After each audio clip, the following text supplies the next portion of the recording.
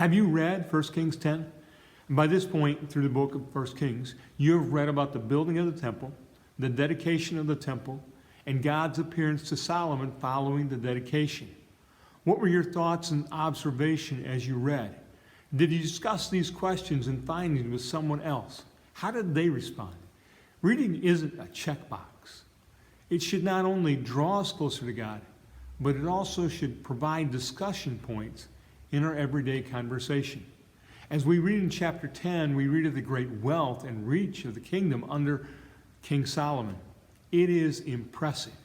If you read in a version that gives the measurements and terms you can better understand, you will read about the annual income of 25 tons of gold.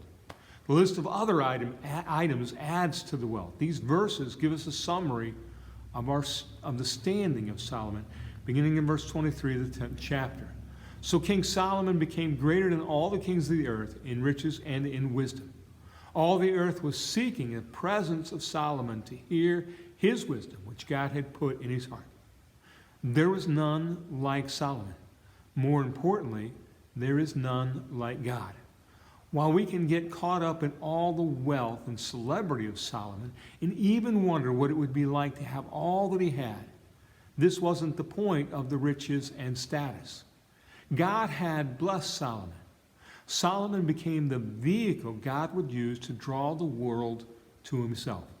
The wisdom that God had put in his heart. Think about how God has blessed and gifted you. Those blessings and gifts are not simply consumables for your personal consumption.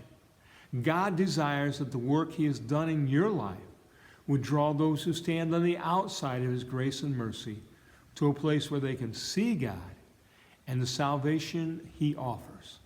Keep reading, encourage others to read, and expect to find more gems to help us live like Jesus.